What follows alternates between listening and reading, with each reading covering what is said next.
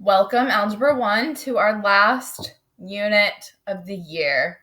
So we are officially at the end. So we are starting Chapter 9 today. So this is going to be 9.1, which is kind of like an introduction to quadratic functions. So we're just going to get started.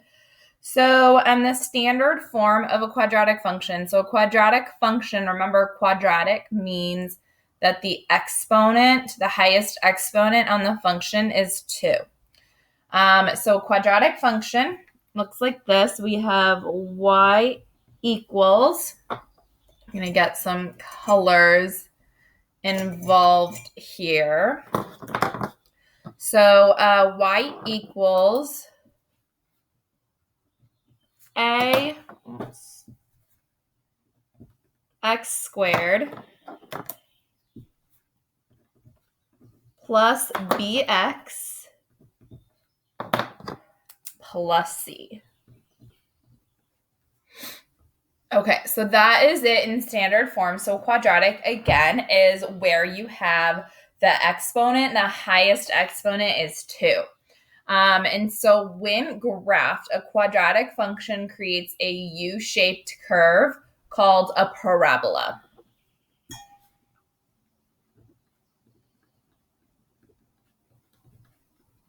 So whenever we graph these quadratic functions, you're always going to see it's always like a U-shaped. And if you see it on like the notes coming up on the next page, that's what a quadratic function always looks like. It looks like some form of a parabola or like a U-shape. And so that's the correct term, is a parabola. Okay, so we're going to kind of go through a lot of like important points on a quadratic function today. And one of the most important points on a quadratic function is the vertex. And so the vertex is the highest or lowest point on the parabola.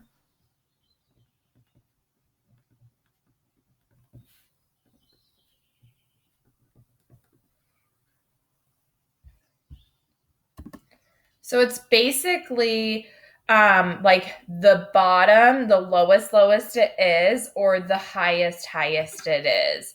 So if we look here, like this point right here is my vertex. It's the lowest point on the graph.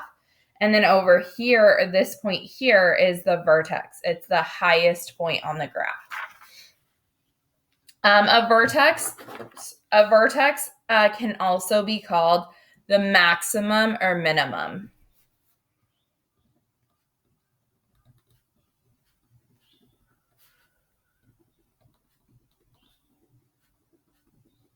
So if it's the highest point, it's the maximum. If it's the lowest point, it's the minimum. And so a vertex is a coordinate. And so it's a point, it's an x, y point. But we often use special letters to represent this point because it's such an important point.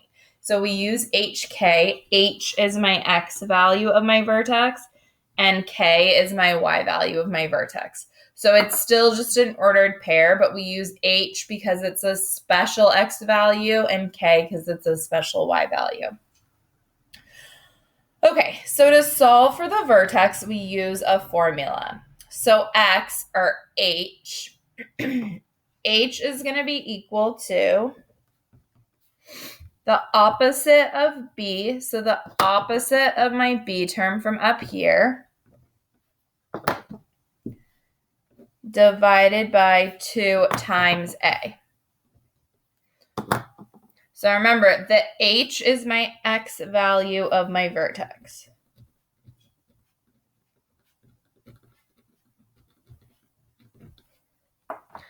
Okay, then K. So then we have to look at how do we find K. Well, once we have the X value of the vertex, the K is really easy. The K, you just plug the X value into the original equation. So plug the H value in for X, plug the h value in for x back into the original equation. And just simplify. So just, get your number. So remember, k is the y value of the vertex.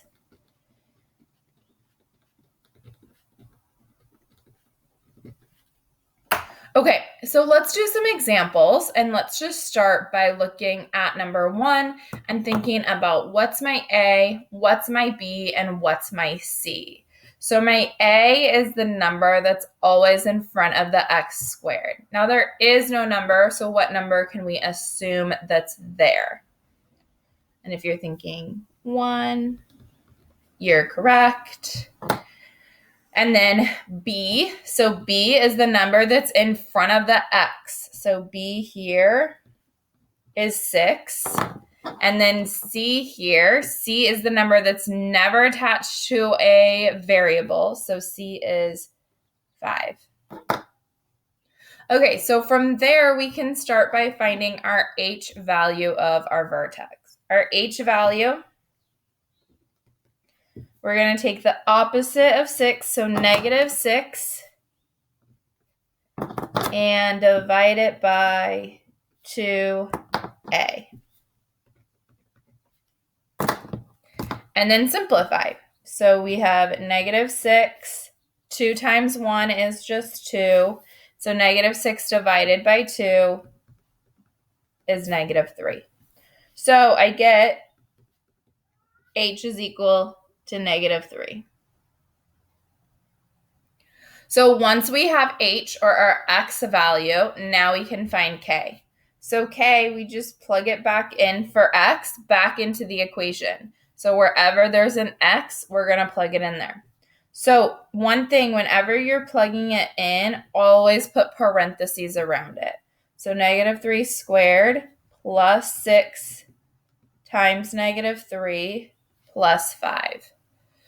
So, and the reason why I say always put parentheses around it is because then that helps us when we're squaring. So -3 squared, when it's in parentheses, -3 times -3 is +9. 6 times -3 is -18 plus 5. So then I can just do that math, which gets me, I know it's like a struggle to add right now, -4. Okay. So we get k equals -4. Okay, so then we always want to write our vertex as an ordered pair. So we have our h value, which is our x value, and our k value, which is our y value. So as an ordered pair, it would be -3, -4. And so that is my vertex.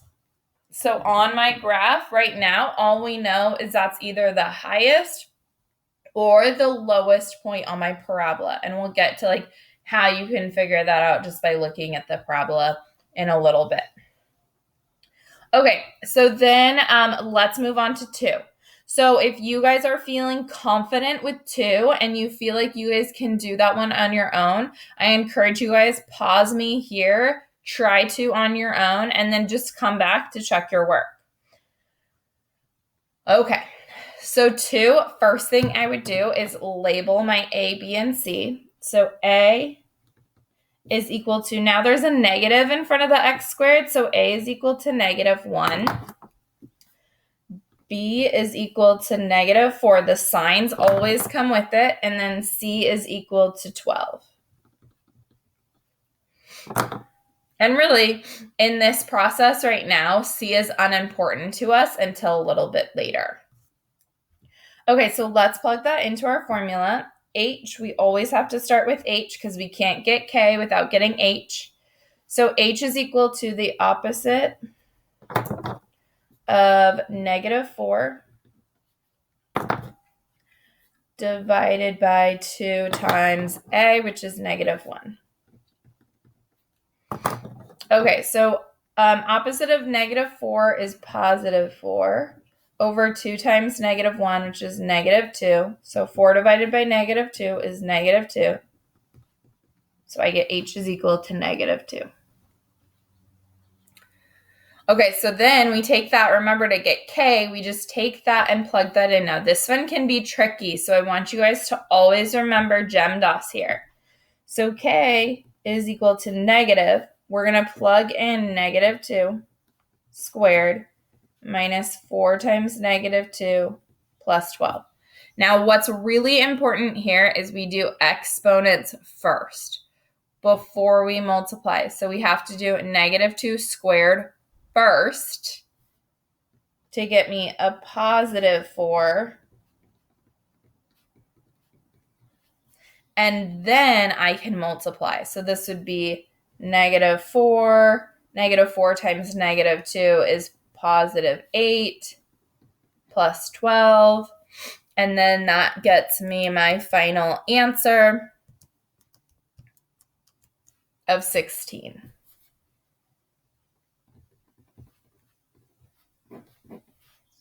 And so I write it as an ordered pair, -2, 16. So super, super important here. And this is a common place that people make mistakes. Remember to follow GEMDAS. Or PEMDAS, however we want to say it. But the reason why I say that is because we want to do the exponent part first, and then we want to multiply. So we do the exponent part first, and then we multiply. Okay, so that's the vertex. Vertex is super important. That's one of our most important parts on a parabola. The next thing we're going to talk about is something called the axis of symmetry. So the axis of symmetry is a vertical line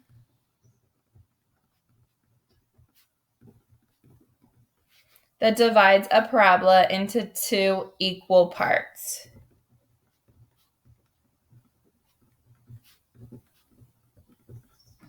That are reflective of each other about the line of symmetry.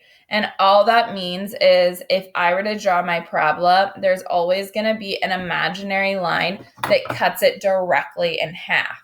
So on each side, it's going to be exactly the same on each side. The axis of symmetry is always an equation of a vertical line. So something that's super, super important is it's an equation of a vertical line, which means the way that we write equations of vertical lines, remember that's bucks. And so we always have to write our answer as x equals.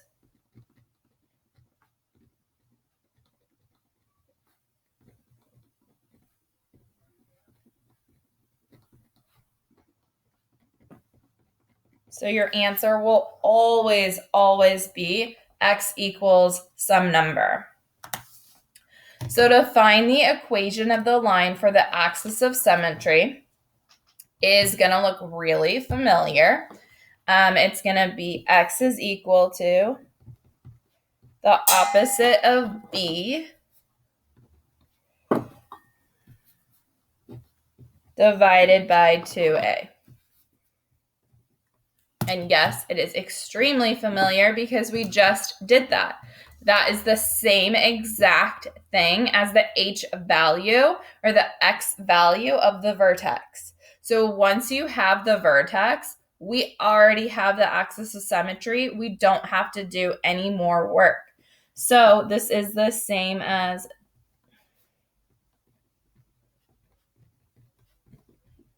the x value of the vertex.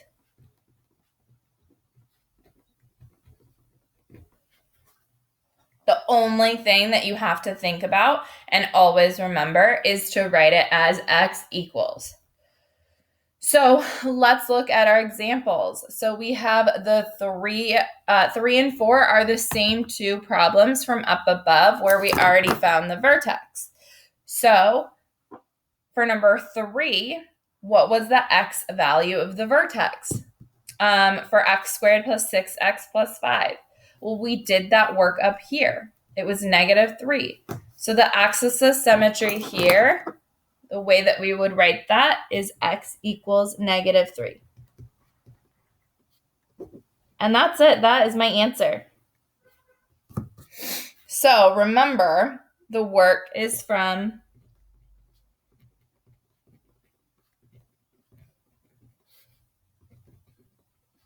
the x value of the vertex and number 1. So I didn't have to redo that work. It's not like I have to do double the work. I just can use that information and follow it through down here to the axis of symmetry. So I want you to look at number 4, pause me here, and I want you guys to think, what is the equation for the axis of symmetry for number 4? It's the same as the equation in number 2. So pause me here, think about what is the axis of symmetry here, and then come back and check your work. Okay, so you should have already checked your work, or you should have already thought about this. You should just be checking your work. So my axis of symmetry, again, we look at the x value of the vertex.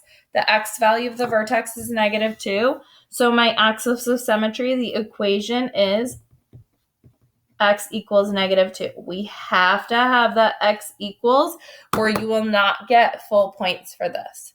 So again, work from the x value of the vertex in number 2. So it's not like we're not doing work for this. It's just that we can use the work that we already did to find our new point. Okay, let's continue on to the next page. So far we've talked about the vertex, we've talked about the axis of symmetry, and now we're going to talk about the y-intercept. So the y-intercept is something that you guys already know. You guys have already seen it. The y-intercept is the point where the graph crosses the y-axis.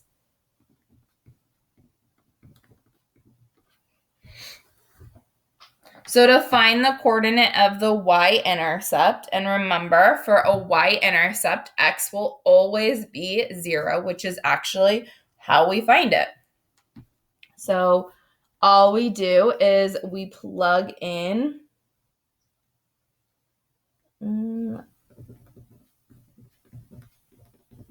plug in 0 for x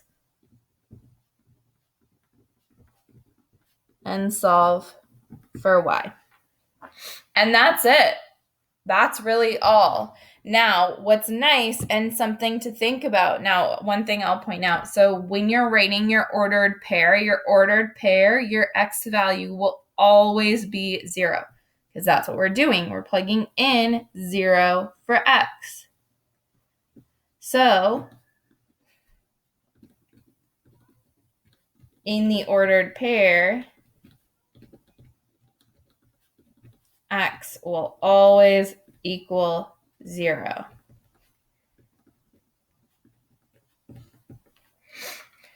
Now, something to think about when we're plugging it in, if you notice, we're plugging in 0 for x. And so I'm actually going to do number 5, and then I'm going to come back to there's a shortcut here. So when I do this, I'm going to plug in 0 everywhere there's an x. So y equals 0 squared plus 6 times 0 plus 5. Well, 0 squared is just 0. 6 times 0 is just 0 plus 5. And so I'm left with 0 plus 0 plus 5. I'm left with y equals 5. So my ordered pair would be 0. My x value is always 0, so 0, 5. Now, I said I'd come back to a shortcut, and there is a shortcut. So if we go back to the standard form, y equals ax squared plus bx plus c, what's something to note is 5 was my c value, and the y-intercept is equal to 5. And so that's always going to be that. The y-intercept will always be the c value.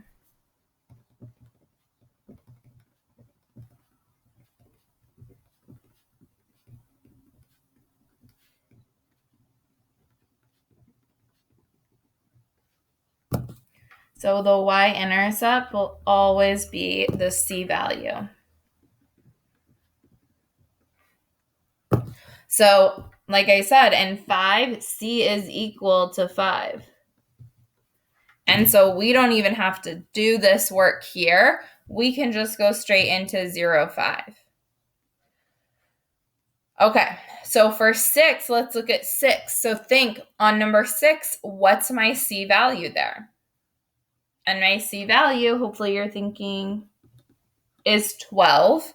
And so I don't have to do any work. I can just go straight to my ordered pair. My ordered pair is going to be 0, 12.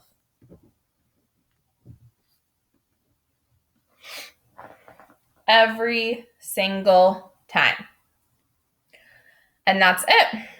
Okay, so let's look at x-intercepts. So x-intercept, the x-intercept is the point where the graph crosses the x-axis. And we're not going to get too much into x-intercepts today because we're going to dive deep into x-intercepts on a lot of other videos. So x-intercepts are also known as roots, zeros, or solutions.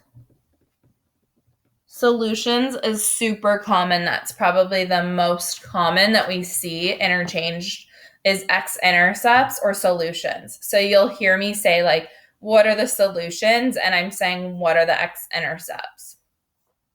A quadratic function can have 1, 2, or no solutions, which I'm going to use those in terms of the same. Because solutions is the same as x-intercepts. So it can have 2 points where the parabola crosses the x-axis. It can have 1 point where it crosses the x-axis, or it can have no points where it crosses the x-axis. And so you can find the x-intercepts of a quadratic function by graphing, factoring, the quadratic formula, completing the square or square roots. We're really only going to get into 3 of those, or 4 really. We're going to get into and talking about how you can figure them out by graphing. And really what we're going to do is just by looking at a graph. And so we're going to look at the key points of a quadratic function. And again, these quadratics are the same quadratics that I've followed through this entire time. So what I'm going to do is kind of look at those points that I've already found. The first one I already found for number 1 is the vertex, -3, -4. So if we go to -3, -4, that is my vertex that I found.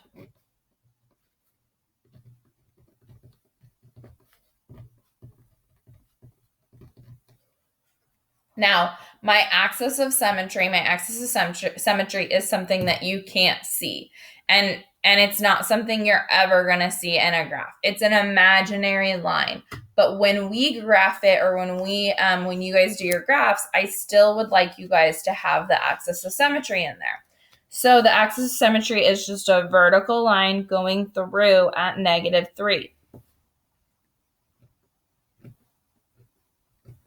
So we do dash to show it's a vertical imaginary line. So this one is my axis of symmetry, and you'll often see me say AOS is at x equals -3. Now, what I was saying with axis of symmetry is it's reflective. If I were to fold the parabola right on this one, the curves would line up on either side. And what's nice is that symmetrical. So this point, let's say here is 1, 2, 3 points away. Well, if I go 1, 2, 3 points away, I find another point on the parabola. Same, like I can go further. Like if I go 1, 2, 3, 4-ish, that's really like 3 1/4. And I go 1, 2, 3 1/4, it lines up on my parabola. Okay, so then we found our y-intercept. Our y-intercept was at 0, 5, which we have here.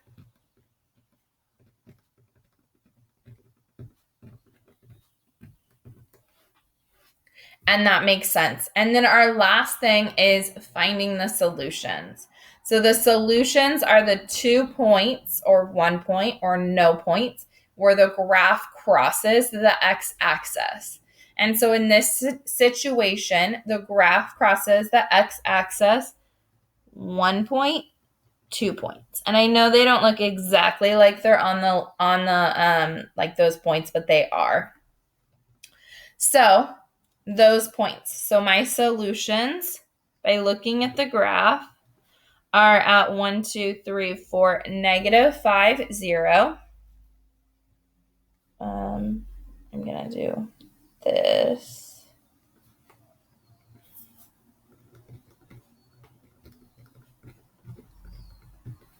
My solutions are, remember, my x-intercepts. Same thing, same word, synonyms. So I have one at -5, 0. And then I have another one at -1, 0.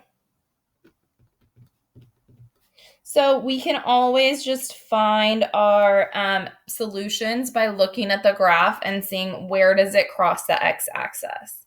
And so those are really my 4 key points that we always want to think about on a parabola. Our vertex, our axis of symmetry, our y-intercept, and our solutions. And so we're going to talk a lot about how to find and solve for the solutions. But now you already know how to solve for 3 of those 4. We know how to solve for the vertex. We know how to solve for the y-intercept. We know how to solve for the axis of symmetry. So what I want you guys to do is look through your points that you already found on 2, 4, and 6 and label them here on our last graph. So take those points, label them on our graph, and then come back and make sure you labeled correctly. So now you should have yours labeled just like I do. So you have your vertex is at -216, which we found on number 2. Your axis of symmetry is x equals -2. It's a vertical line. And then the y-intercept we found up above is at 0, 12. Now, what I want you guys to do is pause and think about what are the solutions or the x-intercepts for this quadratic equation. So pause here, think about what are my 2 solutions, and then come back and check your work. Okay, so you should have recognized that, okay, -6 and 2 are my 2 solutions, or my x-intercepts.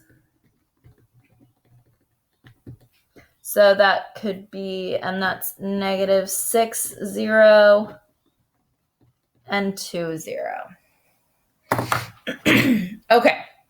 So in the beginning, when we were talking about knowing whether the vertex is a maximum or minimum, well, when it's the lowest point, it's a minimum. And when it's the highest point, it's a maximum. So this vertex is going to be a minimum. And this vertex is going to be a maximum. So what's something to recognize is I can look at this quadratic formula and know that the equation is going to be opening upwards. And I know just by looking at this quadratic function that this equation or this parabola is going to be opening downwards. And the reason I know that is by looking just at the a value. Now remember the a value here is positive 1. So in the a value is greater than 0, which just means a is positive. The parabola will open upwards, and the vertex will be a minimum.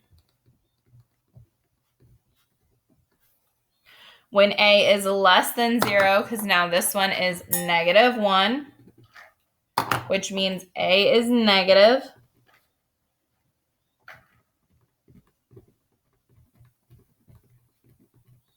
the parabola will open downwards,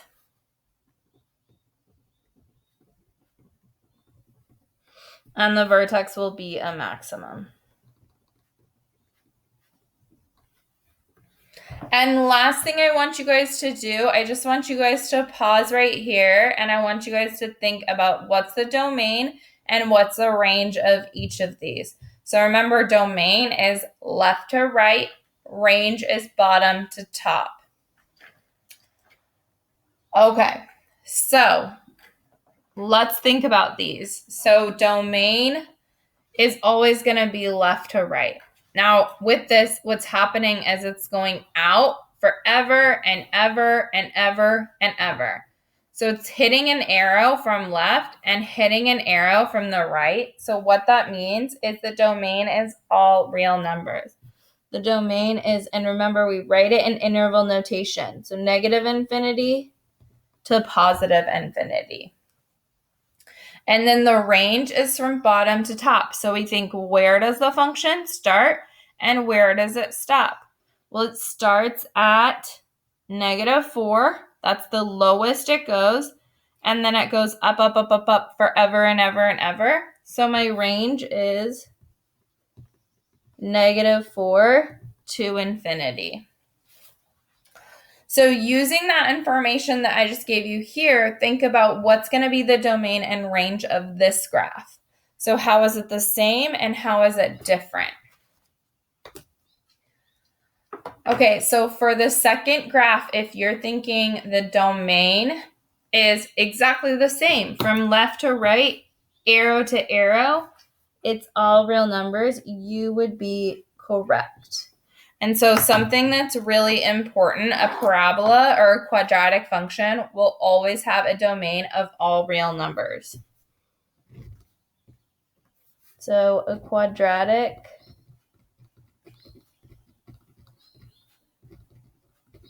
function will always have a domain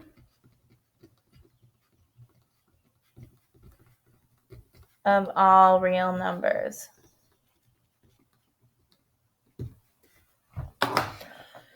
Now, let's think about what's the range. The range is from bottom to top. And so from bottom, it hits an arrow. So it's negative infinity, goes up, up, up, up, up, and then it stops at 16. So the way that we'd write that is negative infinity to positive 16. Remember, we use a bracket on the closed circles or the solid lines. And so when a is greater than 0, like this one, the range will always be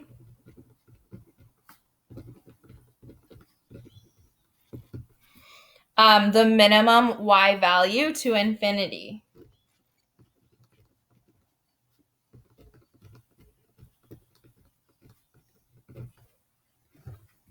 Now, when it's opening downwards like this,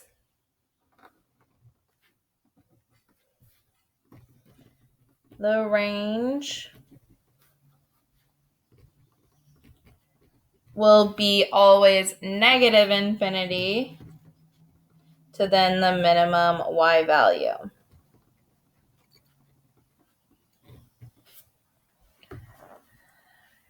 And that's it. So that covers our lesson for today on kind of a brief introduction to quadratic functions, primarily just really focusing in on the vertex, axis of symmetry, and the y-intercept.